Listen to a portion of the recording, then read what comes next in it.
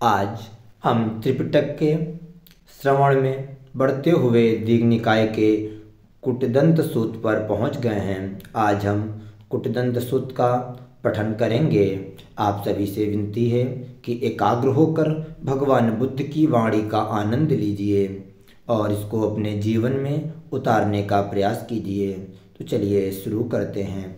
एक समय भगवान भिक्षुओं के एक बड़े संघ के साथ मगध देश के खाड़ूमत ब्राह्मण ग्राम में अम्बलाटिका में विहार करते थे।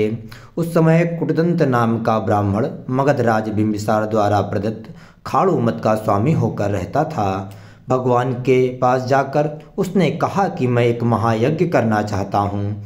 मैं 16 परिष्कार सहित त्रिविध यज्ञ संपदा को नहीं जानता हूँ, मुझे इसका उपदेश करें। इस पर भगवान ने कहा कि पूर्व काल में महाविजित नाम का एक अत्यंत वैभवशाली राजा था। वह भी पृथ्वी मंडल का शासक होकर एक महायज्ञ करना चाहता था। उसने अपने पुरोहित ब्राह्मण को बुलाया, उसे इस बारे में सीख देने के लिए कहा। पुरोहित राजा ने से कहा, आपके राज्य में बहुत लूटमार होती है, पहले इसे शांत करना चाहिए।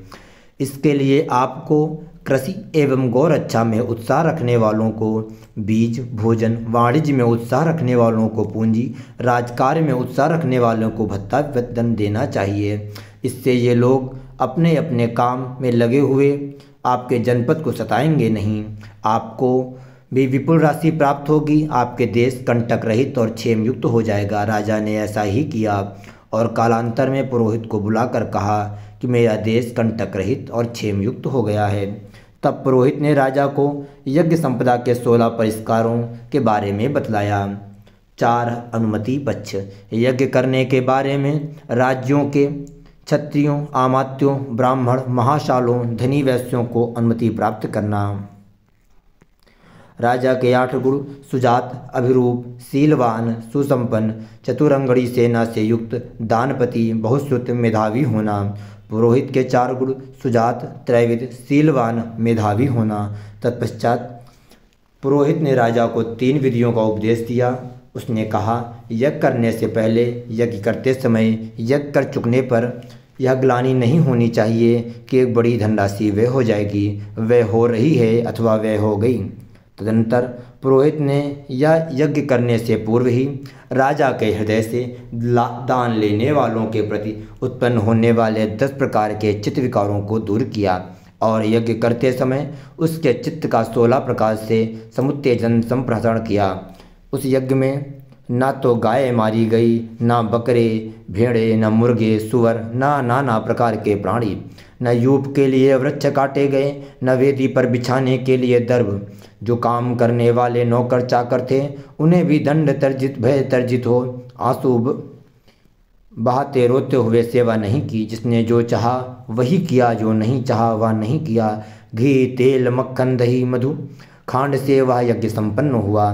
भगवान ने यह भी बतलाया कि उस यज्ञ का यायाजित पुरोहित मैं ही था। कुटदंत द्वारा यह पूछे जाने पर कि क्या इस 16 परिष्कार वाले त्रिविध यज्ञ संपदा से कम सामग्री, कम क्रिया वाला किंतु महाफलदायी कोई यज्ञ होता है? भगवान ने कहा, हाँ। तत्पश्चात उन्होंने उसे एक से एक उत्तम प्रणीत यज्ञों के बारे में बतलाया। दान यज्ञ, वे नित्य दान जो प्रतिकुल में सदाचारी प्रवृत्तों को दिया जाता है। त्रिशरण यज्ञ, यह प्रसन्न चित्त हो बुद्ध, धर्म और संघ की शरण जाना। शिक्षा पर यज्ञ, यह जो प्रसन्न चित्त हो शिक्षा पदों को ग्रहण करना है, अर्थात जीवों की अहिंसा, अस्तेय, अव्यभिचार, अमृषावाद, नशे पत्ते से विरति। शील यज्ञ, जब संसार में तथागत के उत्पन्न होने पर उनके द्वारा साक्षात्कार किए गए धर्म के प्रति श्रद्धावान होकर कोई व्यक्ति जुआ, मज्जिम और महा इन तीनों प्रकार के शीलों का पालन करके शील संपन्न हो जाता है। और समाधि यज्ञ, जब कोई व्यक्ति इंद्रियों को वश में कर अवस्था में स्मृतिवान संप्रज्ञानी बना रहा, संतुष्ट हुआ, अपने चित्त से निवरणों को दूर कर समाहित चित्त से उत्तरोत्तर प्रथम से चतुर्थ ध्यान को प्राप्त कर विहार करता है। प्रज्ञा यज्ञ। जब कोई व्यक्ति अपने समाहित हुए मृदु निर्मल चित्त को विपासना ज्ञान के लिए तथा आश्रमों के क्षय के ज्ञान के लिए नवाता है, जिससे वह प्रज्ञा पूर्वक जान लेता है जन्म क्षीण हुआ, ब्रह्मचर्य पूरा हुआ, जो करना था सो कर लिया, इससे परे करना कुछ नहीं, इससे कम कुछ है नहीं, इस यज्ञ संपदा से बढ़कर कोई दूसरी यज्ञ संपदा नहीं, प्रज्ञा यज्ञ कहते हैं उसे। यह सुनकर कूटदंत ब्राह्मण ने भगवान से कहा कि आप मुझे अंजलिबद्ध शरण में आया हुआ उपासक स्वीकार करें।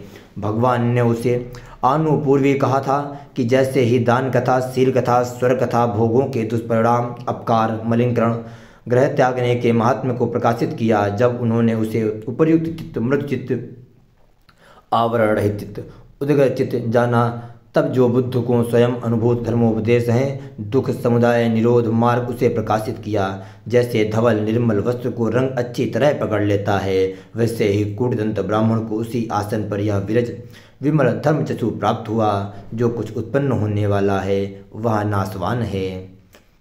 भगवान बुद्ध की वाणी का यह सर्ग भी समाप्त हुआ। अब हम अगले पठन में महाली सूक्त का पठन करेंगे।